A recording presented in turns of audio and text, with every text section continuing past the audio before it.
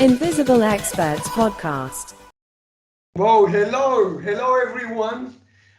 For me, it's an honor having a dear friend, actually one of my best friends um, internationally.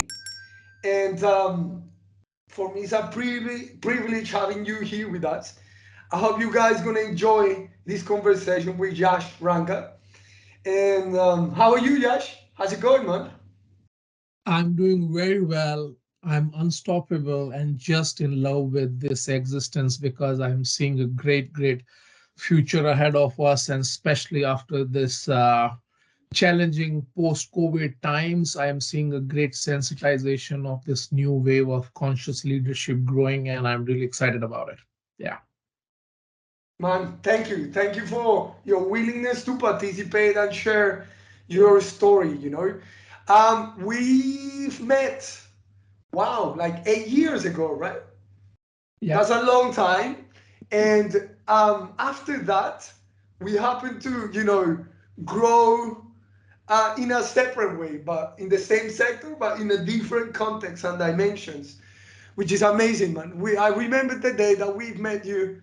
You were a super formal, and then remember this trip all together with Sarah's parents visiting these fantastic projects that you were leading by the time, and then we ended up, conducting an interview in a room hotel, and then we were having dinner. That was crazy, man. And time change and everything happened, and I'm so glad seeing you, like, shaping a new career, growing as a person, as a professional. That's amazing, man. Thanks for that. Thank you And very much. so how are you, man? So how was this kind of like world of sustainability? Because now you are moving for, I mean, you moved from Jaipur Rugs, which, by the way, you have the case of Jaipur Rugs in our channel. And then now you are working for this fantastic project, which is, I think, is super inspired, this PYXERA Global. So can you tell us a little bit about the transition, what happened with Jaipur Rugs, what was Jaipur Rugs, and then how you ended up doing this fantastic job? Absolutely. So basically, Andres, it's been a very interesting journey, and I always say this life is not about reaching from point A to point B to point Z. It's about enjoying the journey while you are, evolving as a human being. And Jaipur Rugs has been a really game changing, mind changing, and really challenging myself as a human being and learning with a leader in his leadership that how business and community are aligned together. They are one. Business and society are one. They are not two separate beings. And he just gave me a completely unique and different and real perspective of business, the role of business. And I would like to quote his definition of business, which inspired me and that motivated me who I am today, where I am in this journey now. And wherever I go ahead from in this journey, I think this particular definition will play a big role in shaping my leadership, in shaping my view for the world. So basically, he told me that yes, business is next to love. It is the creator and preserver of human civilization. And I always believed in a business that is all about love, but just because I was a fresh person out of college exploring my career opportunities, I never got a chance to go deep in and like do this whole reflection on what is the role of business. So we were just young, pursuing opportunities. I was entrepreneurial too, so I always able to connect with entrepreneurs more. And he himself is a first generation entrepreneur. And the moment he said this, it just clicked the light in me and said that whatever we see in this world, that the business faith index, the impact of businesses on environment, the impact of businesses on community is different what we expect them to be. And that's when I realized that it's a challenge of leadership. And that's how I started my journey in this space, as evolving my capabilities as a leader who is able to see things in totality: community, business, system, organizations, whole, just not as, individual units of the system. I think that really gave me a good insight of how do you look at the potential in the world rather than the poverty in the world. Because if we look from the lens of poverty, we are not able to, you know, get to a point where we are actually able to realize the full potential. But we are just always looking it from the a point where it's something is missing. But the moment you have a lens of potential, it's a completely game changing thing. And that's the classic example of Jaipur Rugs, because Jaipur Rugs has not seen poverty in the communities where we work with, and where the whole world says, oh, they don't have skills, they don't have any business know-how, or they don't have resources. But he said they have extraordinary skill sets in their hands. If we create an ecosystem that adds all of the skills that are required for them to complement with their hand skills, we can really create a phenomenal business model. And that's what Jaipur Rugs is. And that really inspired me after working in these 600 villages with 40,000 women artisans, developing their leadership skills, their creative capabilities, and connecting them to the world of design in almost 100 countries around the world. That gave me an idea about what is the power of human potential.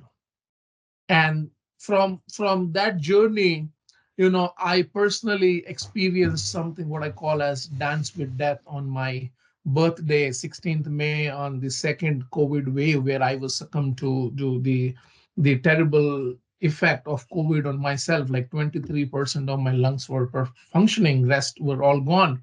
But something in me was so confident that I knew that this is a phase for me to come out completely renewed, completely fearless.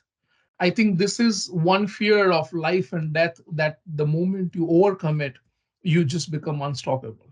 And I think the moment I came out of that, people asked me, "Hey man, how are you?" I say unstoppable, because I have dropped this whole idea of fear of living, because every moment that you live should be meaningful.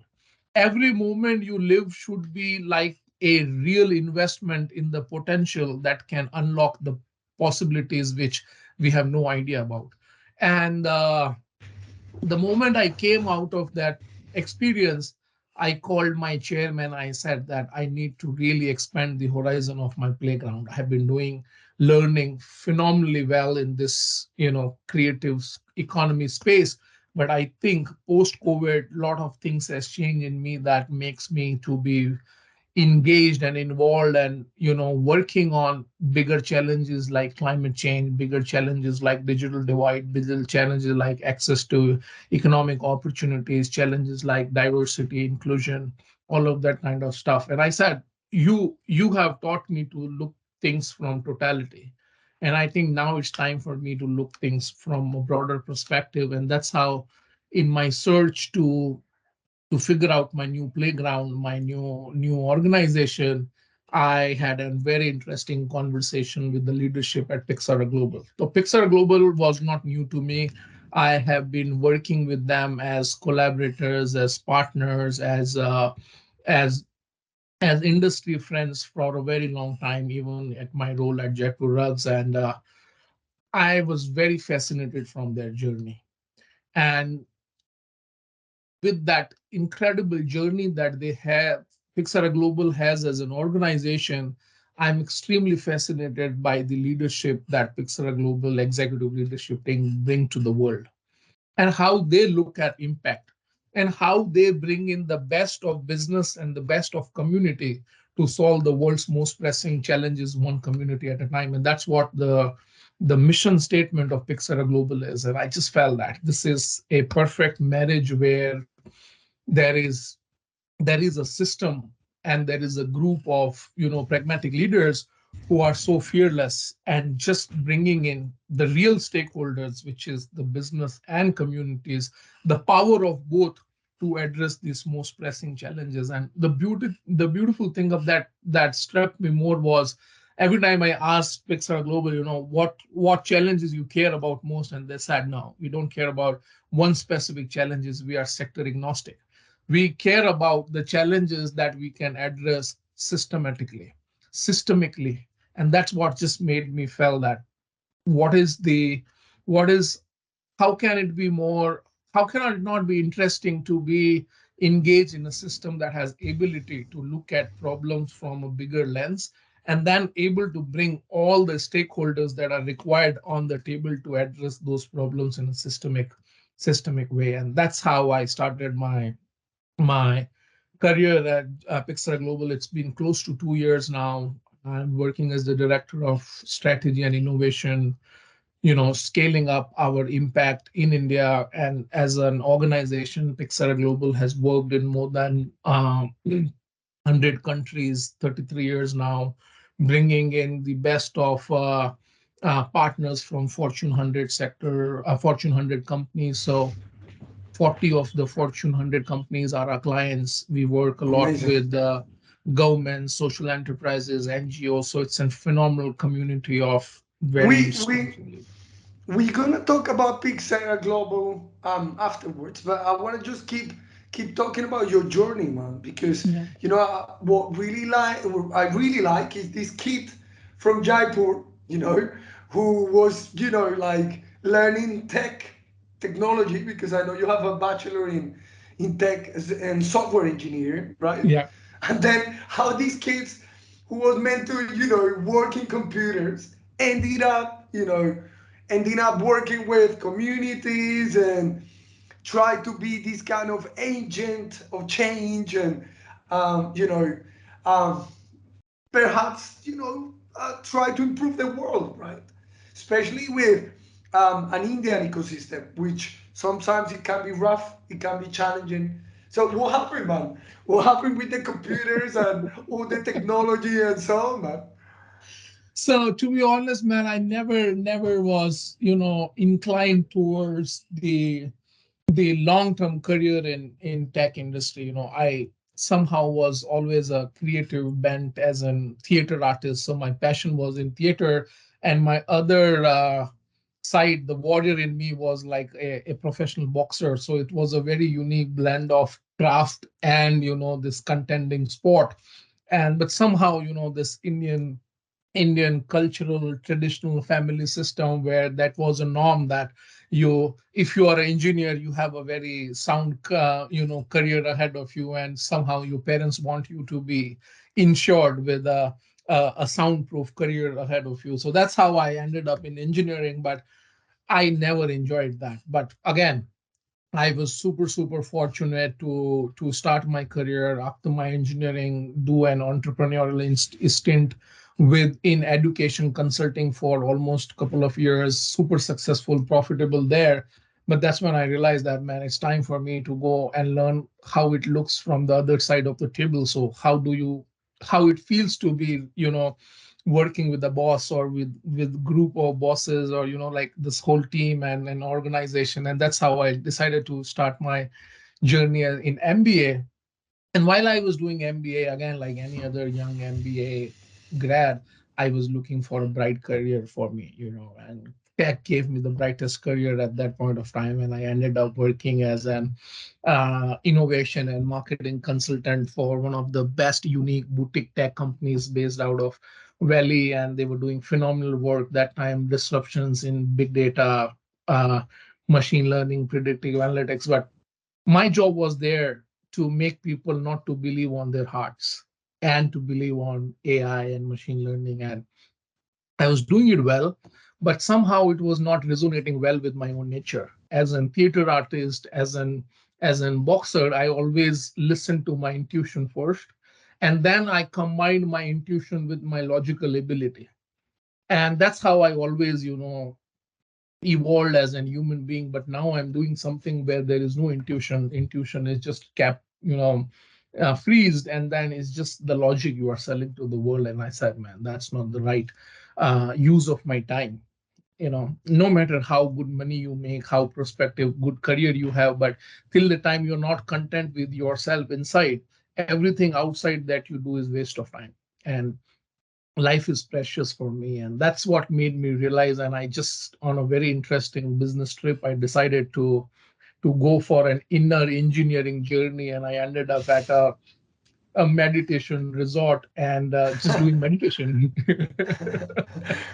And I spent a good amount of time meditating, learning myself, and exploring myself. And in that process, I got to a realization that as Yash, I'm not made to work with and for machines.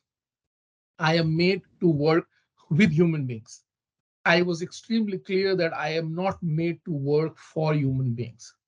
So this clarity, the moment it came to me, I said enough of this inner engineering focused time. It's time to go back into the industry, and that's when I was looking for the opportunities where I can really translate this evolution in me that make me realize that I make to work with human beings. And I met the founder of Jaipur Rugs, and that's how this journey started.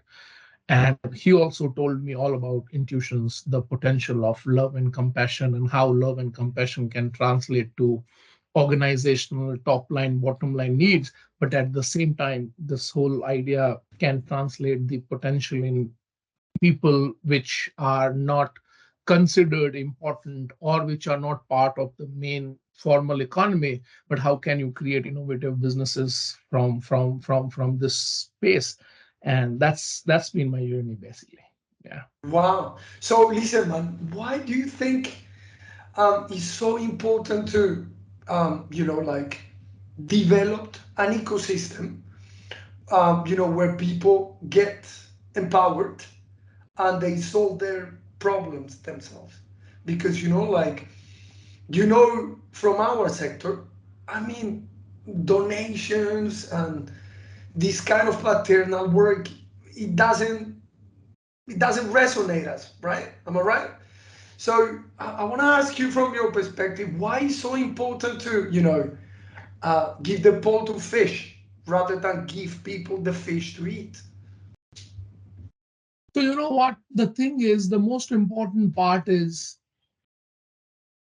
this is how we have been conditioned from our education system, from the capitalistic system, from the industrial system that we are all subjected to. We are so much conditioned that we have become to a point super dependent on so many things. And that dependency has actually lost our ability to really acknowledge and see our own 100% infinite potential. And we are just following the norm, we are just following the track that has been set by something who you, I, or nobody even knows who said that, but it's just a bandwagon and we are just following that. And I think that has been a big, for me it's a pity that how are we in our younger generation so much with our blind eyes just following something which we have no idea about where it comes from and what is the long term impact of it. I see the situation even right now, what is happening in the tech industry. It's so volatile.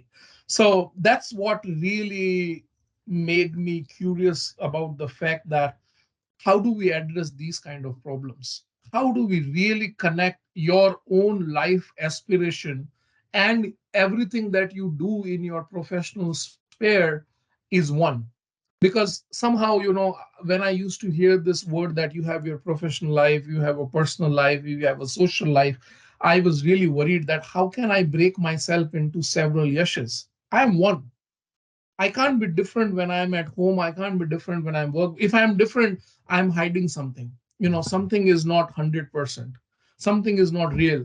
And that's what really helped me navigate this system, that how do you create an ecosystem which has a business entrepreneurial model to it that will help you achieve your economic evolution as an individual, your financial growth as an individual, but it's in the journey of your own personal aspirational growth of what you want to be.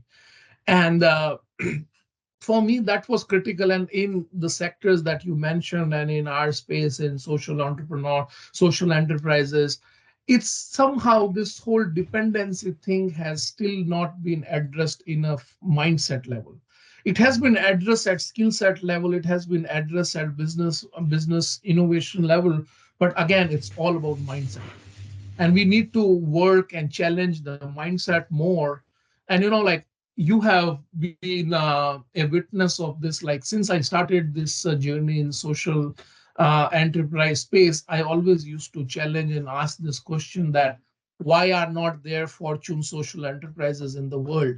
Why are not there such big scalable organizations from social enterprise background that really has influenced the way it is required to change the world? Why are we so niche? Why are we so like isolated? We now talk about how do we collaborate with private sector, how do we collaborate with social sector, how do we collaborate with the government sector, but somehow it's by design it should be integrated. You don't have to find ways to collaborate, because as an organization by nature you are responsible to businesses, you are responsible to government, you are responsible to society. So yeah, that's something. Mindset is a critical thing for me, Andres. Fantastic, man, because you picked, I picked a topic which is, it can be touchy and hard to talk through and debate about it, which is dependency, right? I mean, there is a plethora of reports, academic papers, literature about dependency, how it doesn't really benefit society and it doesn't benefit the communities that they need. I mean, of course, we have like this kind of help or aid, human aid, when there is a catastrophe, right? I mean, this is kind of undebatable. But when it comes to something systematic, structural, an ecosystem of dependency, in a way you disempower people, right? So, um, like, do you think um, dependency is made on purpose? I know it's a bit, controversial, right? Because I think sometimes it's easier to, I don't know, create systems or perhaps a program, when we work at micro level, maybe at an educational program, a training program, rather than give money away, right? So do you think sometimes dependency is maybe created with a hidden agenda or with another type of purpose? See, I would say that we can evaluate this in several dimensions, but I think if you look at the root cause, so the root cause comes from the education system. You know, I remember when I completed my MBA, I reached out to my professor and I said, "Can I tell you something very, very honestly?" And he said, "Yes." And I said, "You know what? As an entrepreneur, before I got into this B school, I was more fearless. I was more outgoing. I was just completely myself. But 2 years after the course, somehow I feel I have become more fearful. I have to be more conscious about how I speak, what I speak, why I should speak in sense, how would someone other feel? And that's something really made me question this whole idea about it's different what you learn, it's different what you practice. But if you practice what you learn, I think it's a powerful medium to learn. And in our education system, we have been reading so much, we have been practicing so less. I think that's where the seed of dependency start coming in.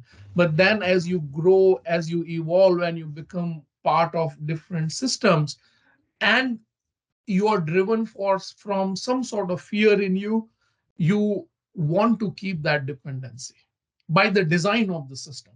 you know and I think that as it gets mature, gets into the system. But I always say it's a choice. It's a choice for me to take a conscious call whether I want to be dependent or limited, or whether I want to be completely unstoppable and fearless and infinitely open to the opportunities and possibility ahead of me without worrying about, the short-term challenges to that. So I think that's the bigger piece of it. And I would really want the younger generation and the leaders to be absolutely comfortable with who they are. You know, That's a, once you are comfortable, then yeah. yeah, no, no, that's a very good point because I was thinking, as a parent, okay, if I want a society, or if I want to encourage society to be more independent, self-conscious about the world, about society, about the tools that you have available to act rather than, obey what society wants or society kind of leads you towards. Like you have to teach uh, independency since you are like when you are growing up, as you said before. So education has to play a big part of it, right? And but still like a kind of like meso solution, right? So based on your experience, because you worked, had the opportunity to visit these villages, right? Before when you were working in Jaipur Rugs, I remembered. So did you see the change, from maybe point A, where maybe some women artisans they didn't have any opportunity to this kind of point B when they go through training and then they were like developing different skills. So could you actually like see and like touch this kind of change? That's exactly where I really got confident about this whole, again, this notion of dependency and fearlessness. That when I was working with these women and when I was first initially started to going in these villages, I never saw these women complaining about anything. They were so healthy, they were so happy, they were so well aligned in harmony with everything around them. They were taking care of their families, and their kids, and also in whatever time they had, they were always curious, they were always hungry to utilize that time more constructively so that it can get some financial independence to them, and they can contribute to their family even before these opportunities were there. Definitely, they had their own challenges, they had their own limitations, but the moment when they got exposed to the array of opportunities ahead of them, they were so welcoming to that. They were not skeptic. Their communities were skeptic that, oh, it can be detrimental or it can take you to other side. But they were really, really open and receptive to learn, receptive to change their challenge their status quo. And I think with this ability in them to be able to challenge their status quo, they have able to evolve, they have been able to grow, and everything that we brought as an ecosystem support to them, they were able to take the best benefit from it. And equally, as an organization, we are completely committed that it is not one over the other, it is integrated. Both will go in harmony. The evolution of the confidence, the socio-economic growth of these communities would be the evolution of this brand or this business. It's not one or the other. And I think that what really helped us to grow as a brand, really help us. And again, I always say that that's exactly what is about these fortune at the base of pyramid, because absolutely untouched by most of the structured formal businesses.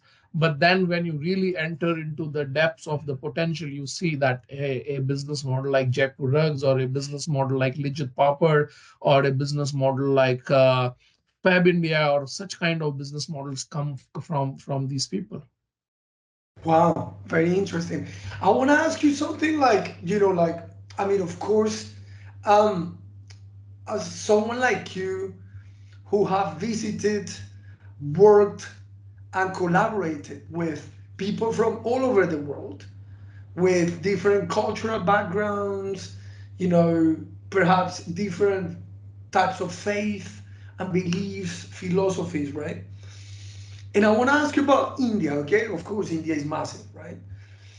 And I was thinking, like me, as I have the privilege to be to India 3 times. Okay, I've been to the south, to the north, a bit of the middle, and like I mean, of course, the way that we see India from the Western perspective. Okay, I consider myself a Western, but I'm an indigenous Latin American. But it's so different. So I want to ask you, what is this kind of value, like this spiritual beauty that India offers throughout these kind of sustainable projects, to work with people. What do you think? Can you share, like, what is the unique ingredient of India that you would love to spread to the world?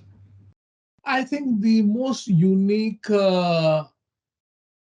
element is the ability to embrace diversity. As you said, we are so diverse as a country, and our ability to embrace that diversity in a way that we are comfortable in that space. And once you are comfortable, you are in your best ability to perform, to execute, and to lead. And I think that's what has really, really helped India to be able to create you know, such interesting business models, such interesting growth trajectory. Now, the way the economy is evolving, I think it's just because the ability that Indians have to navigate this whole diversity stuff.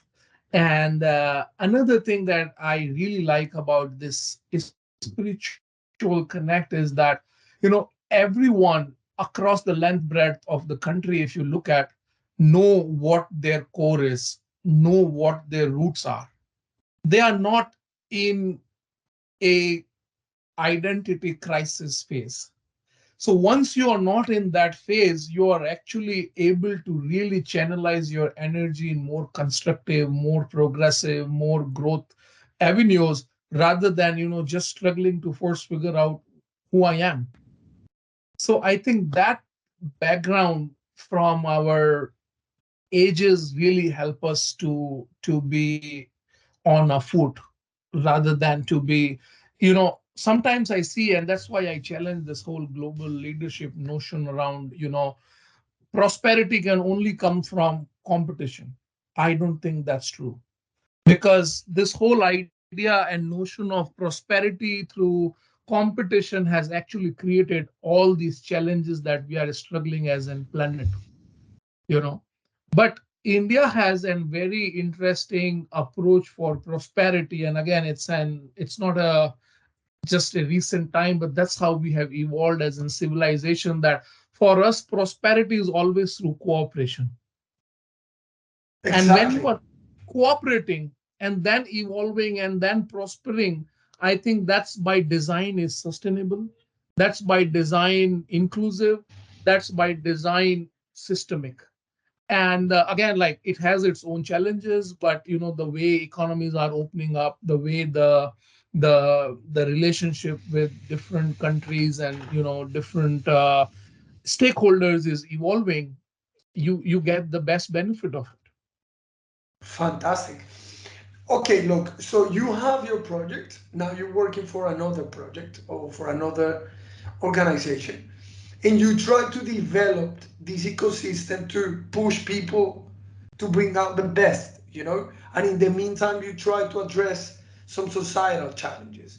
So, from your experience, what is this kind of fine line in between, like the challenges of society in terms of culture, religion, social class, if you wish, gender, ethnicity, so on and so forth, and try to develop an ecosystem of empowerment. How do you make this balance? Because I suppose at some point it's really hard, right? I mean, how do you address gender or the whole caste system, in your society? So how do you make this balance and bring about, kind of like, yeah, through this, you make change and make impact. So I think the first balance starts with your own self. And Okay. I always say that, my life is all about balancing my logical mind and my magical heart.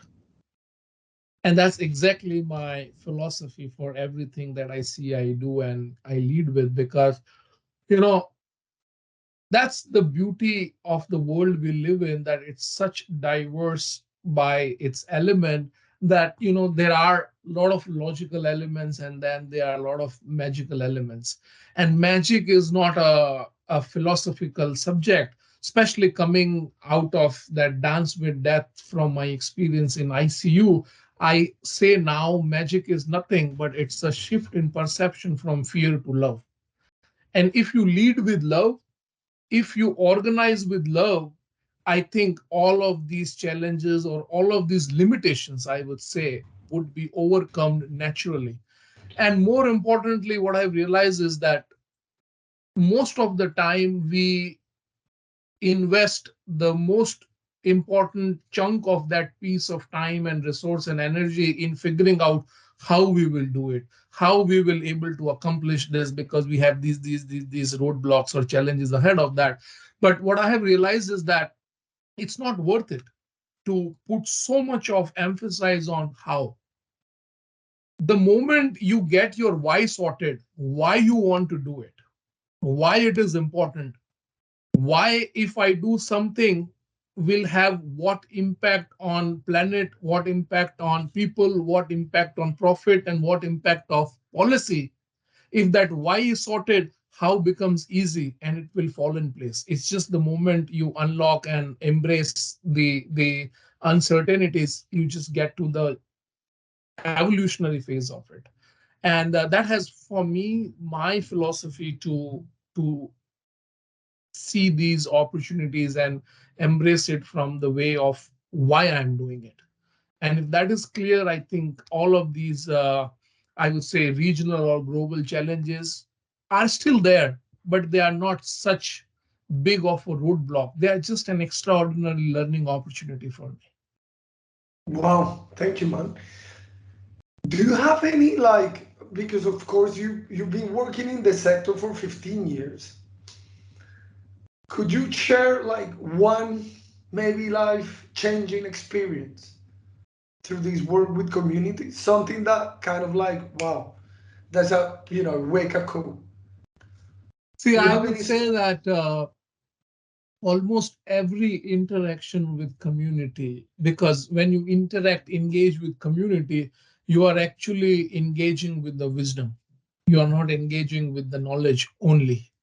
And when you encounter wisdom, it's always a wake up call. But I can give you a very specific example that really get me goosebumps every time I speak about it, or every time even I think about it. You know what, like after coming from again that typical educational background system of so-called a software engineer, an entrepreneur, and an MBA, so-called a perfect blend, or a perfect combination.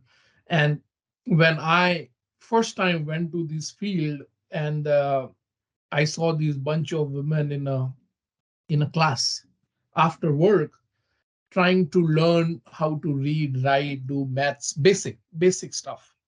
And to be honest, I was really an odd man out in that room, because I was not able to comprehend why these women who are so much evolved in their life, they are grown up, they have families, they have kids, they make money, why they need to kill 1 or 2 hours of their day to now learn to read, write, and all of that stuff. So I was that ignorant, to be honest. And because we take privilege sometimes as given, but it's not that. That really exposed me to the real reality of life. And I raised my hand and asked one of those women, and I said, you are so smart, you know everything, you are managing a family, you are being a part of a community, you work, you do everything, why you need to invest these 2 hours here, where you can make most of these 2 hours in doing something else? And you know what she said to me? That it's easy for you to pick this observation, and you are right from where you are coming from, but I can tell you why I'm doing this. I'm not educated. I've never been to school, so I don't know how to read and write and all of that stuff. And once I was at home and I got this message that my mother is extremely ill and she can die any moment. You just come now, otherwise, you're not able to see your mom. And we are so much conditioned to be dependent on our male counterparts or someone who takes us. And that day no one was at home, and I just dared to go out of my home, take some money, go to the bus stand, take went to that ticket counter and asked for a ticket. I got the ticket. I didn't knew how to read which bus will go to my village, and I asked someone, can you tell me which bus I should board? And he or she made me board a wrong bus. I could never see my mother in her last moment.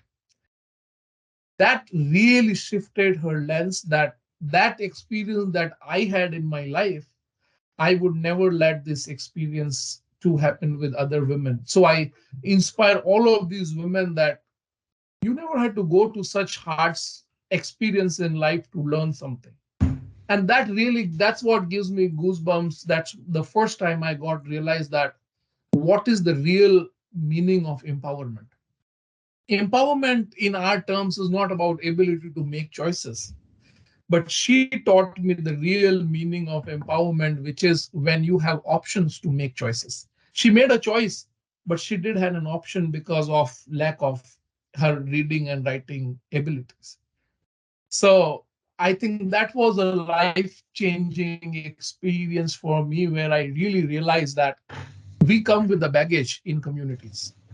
We should never come with the baggage, because everything in terms of challenges, in terms of solutions are there. You just have to facilitate that. And that's what really inspired me to continue my role with Jaipur Rugs for a long time, because that's what Jaipur Rugs played, the role of facilitation. How do you facilitate that nurturing of ecosystem that automatically helps these people realize their full potential? Wow. Yeah, I had goosebumps too, man. Wow, fantastic, man. Like at the end of the day, we are fortunate, right? Because we had the opportunity to do a lot of things, to experience a lot of things. So it's really cool when, Yeah. you can share that experience with others, right? Fantastic. And like I really like this kind of when I talk to you, you always talk about this kind of spiritual path, right? As an agent of change. And I remember you always, identify yourself as this kind of evangelist of the sustainable world. Can you elaborate? How do you come up with this idea? How is it? So basically, like I say that I devote my life to the mystic law of cause and effect. And I think this whole world that we are grappling with in terms of the sustainable development goals, challenges, or climate challenges, or any other kind of challenges, it's an effect of a cause for which we are responsible. You know, so now for what we are expecting, we need to act in the way that the expectation comes out to be what we deserve. And we don't deserve to live in such a such in a world which is in mess, in a world which is so insecure. We deserve to live in a world that is full of possibilities, full of happiness, full of growth prospects. So that always make me challenge myself, that everything that I do, every action that I take, every decision that I make, every learning that I absorb should be able to translate in a way that I can share my experience with someone. And maybe one element of my experience can help someone inspire, get that change in themselves. That's why I say this role as evangelist is that, as a practitioner, my role is also like an storyteller, to share my own experience. And like sometimes we learn, we share, we get such great insights that is just like putting up a big stone from your heart that have been on you for a long time, and you're able to breathe completely fresh. So that's I think how I take this idea of you learn, you practice, you implement, and then you share. Wow. Yeah.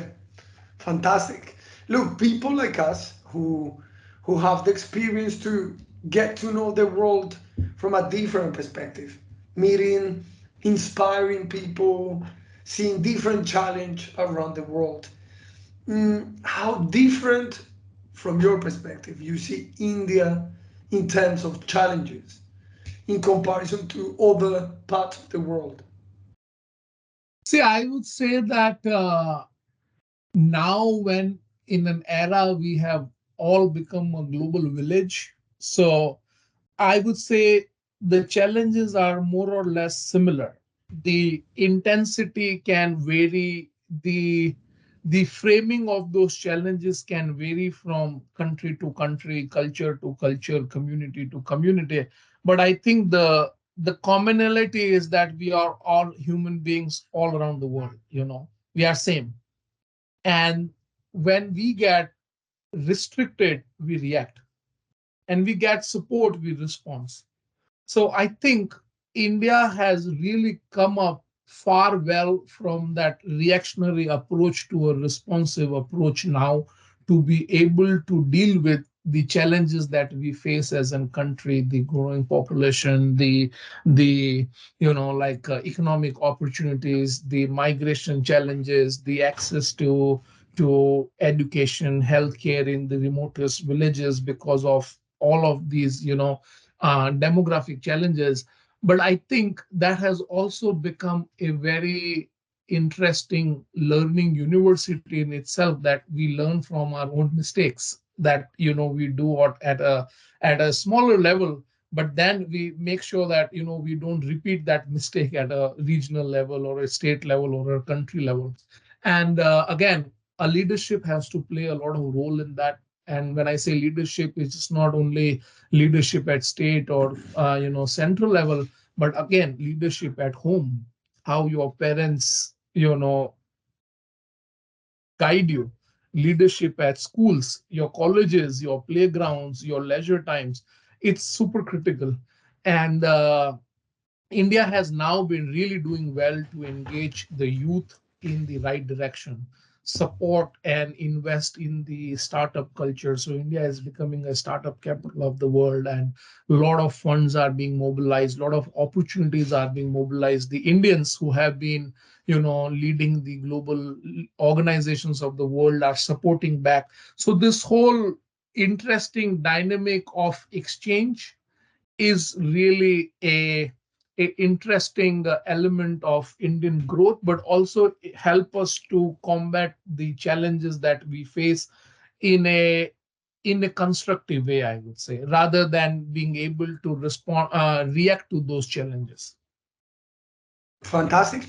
Like before we start the this conversation, you were talking about the holistic approach. Okay, I mean it depends on where you are. Sorry. Like perhaps people say, no, the state is responsible to address those challenges, or the private sector through CSR programs, or the third sector through social movements, activism, NGOs, charities, and so on. But based upon your experience, you see it as a whole, right? How do you connect this? So could you elaborate a bit more? And how do you think is the best strategy to make these bridges to, connect different actors for the same purpose? Sure. So, I always say it's very easy to say what's not working. It's very easy to complain. It doesn't take a lot of efforts to complain and even tell our parents that, oh, this is not good or this is not something I agree to. That's fine. You can complain. But what are you doing to make it better? What is your role? So I think that's what the approach that I follow when I really look at first, what can I do? And while I'm doing, how can I get supported? How can I support someone? which comes from all these different sectors or with different backgrounds, and how together in a cooperative manner we can actually create a win-win-win outcome for everyone. And I think that has really helped us to come up, because like when in again in working in communities and villages, we were not limited to NGOs, or we were not only limited to businesses. We said that we create economic opportunities that has a business potential, so that automatically will engage the business fraternity. But then we also said we are really working to address the leadership challenges, the entrepreneurial the entrepreneurial facilitation in those communities for these women. Then automatically the role of the NGOs, social enterprises came into existence. But when we started scaling, we realized that as organizations, we can't completely scale ourselves. You really need to bring in policy play. You really need to engage with government. And then when you align with the country's growth agenda, you definitely become part of that. So it's a natural progression, but that progression only happens when you're open enough and when you are bold enough to look from a bigger perspective rather than from a very narrow lens that, this is what we are and we want to restrict ourselves. And all the time, it reminds me of Robert Frost poem, which I read when I was a kid. That's called Mending Wall. And that interesting poem is about a conversation between two neighbors, out of which one is super insecure and the other one says that I don't live in insecurity. So how does this balance? And I think we need both. It's fine to be insecure. It's not that you always have to be out there, but you need to have a fine balance. You can't choose one. And that's, I think, has been a tremendous experience for us as we learn. And then, when you learn, you get some extraordinary results. People want to be part of that growth journey or a growth story. And that's how we engage with different multi-stakeholders. That's what I say. It's a multi-stakeholder approach to scale impact. It's not one individual's role to scale the impact. It's a complete systems approach, basically. Well, thank you. I think what I'm trying to do is in a way summarize what, in my understanding, PYXERA Global is trying to do, right? Or try to deliver. So can you tell us a little bit about PYXERA Global, what they do, how they finance themselves? So basically, Pixera Global started right after the fall of Berlin Wall, and people in US started coming to White House, especially the leadership in the country, and said that how can we support the transition of the Eastern European economies to the market-based economy. That's how Pixar Global was conceptualized, conceived at the White House by then president. But then as we evolved, initially we were completely funded by USAID, the US government development support. But then as we grew, we learned after getting ourselves, being part of that transition in these Eastern European economies, we realized that it's always not about the resources, which are like resources in terms of financial resources, but it is more about resources in terms of skill sets you know so that's what Pixar Global has really changed that narrative well, in a way of bringing in private sector and bringing in their skill sets and bridging the skill set gap in the countries, in the communities where we work. And then it's a win-win-win for both the community where we work and also the corporations leaders that we bring in with their skill set. They basically get to really experience the community as it is. That also helps in their business growth. So that's why we say it's a very interesting model where it's both community and corporations growth are aligned together, and bringing these stakeholders together. So that has really been uh, uh, a very interesting journey that PYXERA Global has played and led globally by engaging more than 16,000 corporate employees from 40 of these Fortune 100 companies, and engaging them with 33,000 and more social enterprises, NGOs, government organization in over 110 countries in last 20 years. And then as we learned with our experience on ground with the communities and the corporations, we also realized this importance of integrated community development with the experience that we got, learning that we got on the ground. And then we mobilized resources along with the skill sets of these corporations, that how do you create these create an ecosystem which enables systemic change by bringing in resources from public private social sectors. So we work on very interesting projects like on regenerative agriculture in India. So we worked on a project called Jiva. So the acronym stands for Joint Initiative for Village Advancement. And Jiva in the local dialect in Rajasthan, Mewari, is also called as livelihoods, the source of livelihood. So basically, again, a very interesting partnership between a private sector, corporate foundation, and government and community and social sector organization, and create an ecosystem for the the sustained socioeconomic growth of farmers by bringing in climate smart agricultural practices, by really enhancing the education system in the community, so that we are investing not only in farmers of today, but we are also investing in farmers of tomorrow. So similarly, that project was exported to Nigeria. Now we work with almost 30,000 farmers in Nigeria around similar concept. That project also won the 2021 Ideas Changing the World Award in terms of its systemic impact that it has. So, and then we have several other practices where we engage in the advisory, implementation, design of circular economy projects. Sorry, wow, super interesting.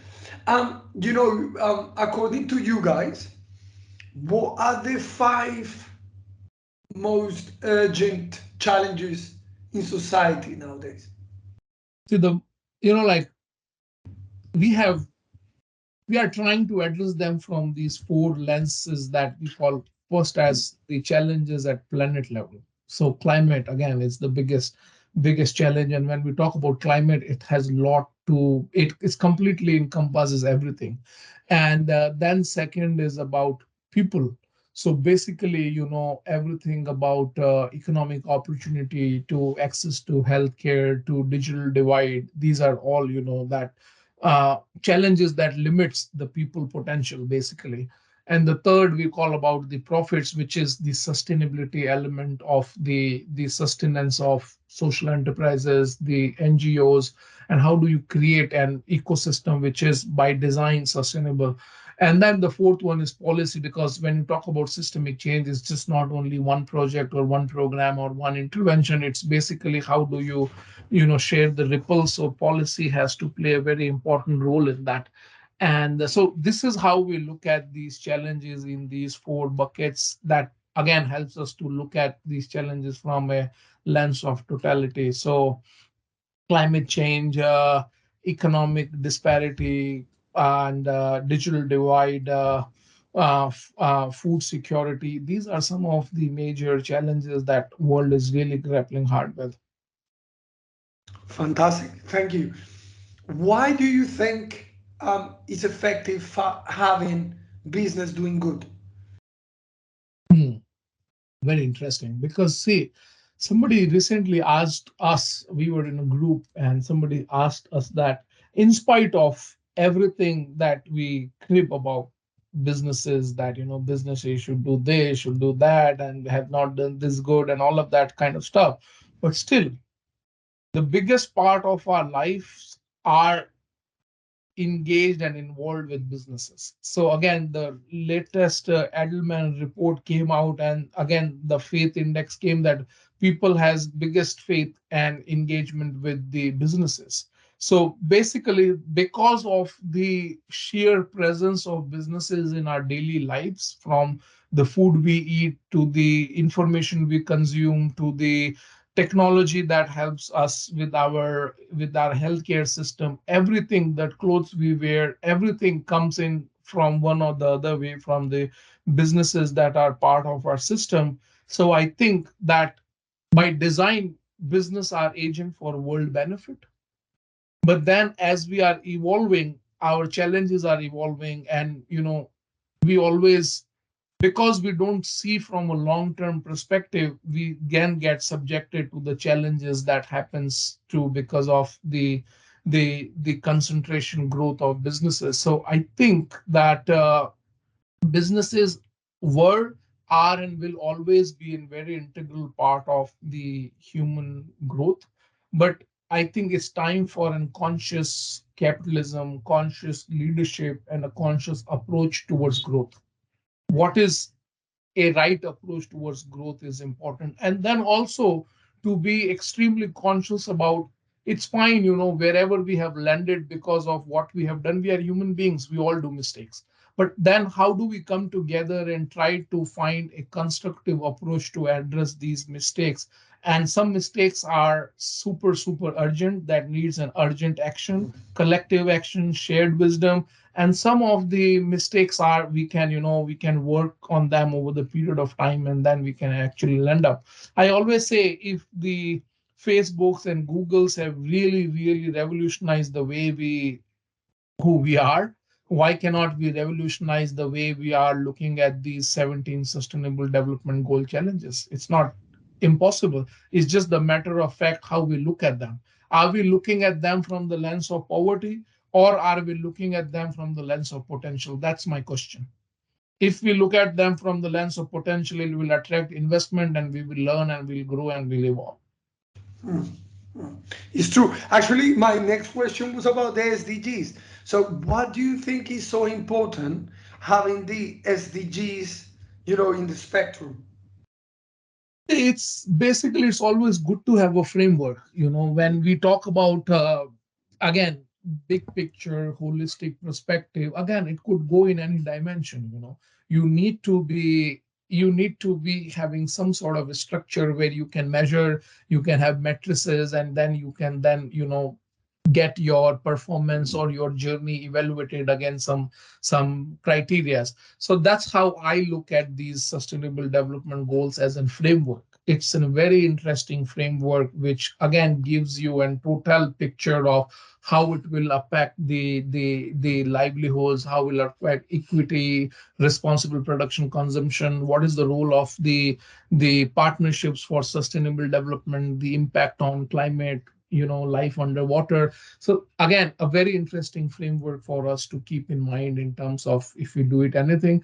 And again, as I said, it's the simplification process. So we are trying to simplify it from the lens of planet, people, profit, and policy, basically. Fantastic, man. Listen, I want to talk about because when I reflect on this ecosystem, the sustainable ecosystem, which entails a lot of projects, initiatives, organizations, businesses, I always think, what are our drivers? So why we start with this? Whether it is worth it. So I want to ask you, what are your drivers? What do you want to keep doing this? Perhaps you could take your talent to other sector. Or do you think this is worth it? See, my only driver is love. The universal driver is love. Love for myself, love for my intellectual growth, love for my emotional growth, love for the communities that I'm part of, love for the extended communities that indirectly I'm part of, and love for this life that we are bestowed with, that we can channelize and navigate in any direction we want and get any kind of results that we want. So I think that what is my personal core driver is love. And then again, this whole idea of how much compassionate you are with your surroundings, with your nature. with people around you, with systems around you. And if you have this very fine integration with love and compassion, I think absolutely everything is possible. Okay, that's interesting. Do you struggle sometimes? I mean, when challenges emerge, I reckon anybody would say, okay, I'm gonna give up, because also we are, as you said before, we were talking about this before, that we are just, a, a conjunction of different dimensions: our personal, our family, our profession, our hobbies, our sport. Sometimes, so do you struggle sometimes, and sometimes you think you perhaps want to give up? I would say in terms of struggle, it's see, it's an it's like being in a love affair with the unknown. So that's always in struggle because you never know what would happen. And you're just constantly moving forward, sometimes a step, and then you get to 10 steps back. It's frustrating also. But I always say that there is no surrender in warriors world.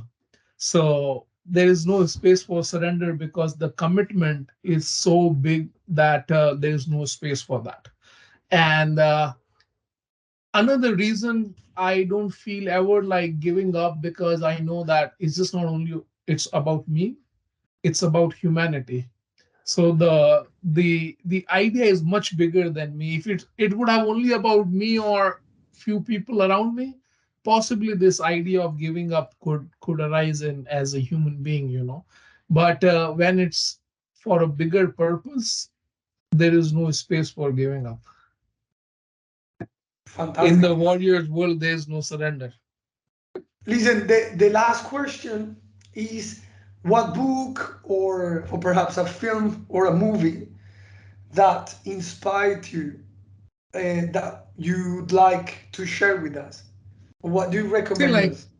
my personal inspiration that framed me who I am as a leader, as a sportsman, as an individual, as a son, as an employer, as an employee is Rocky, Sylvester Stallone, Rocky. So all his, different Okay. versions were phenomenally life changing for me, and I'm still looking for the latest one, the Creed.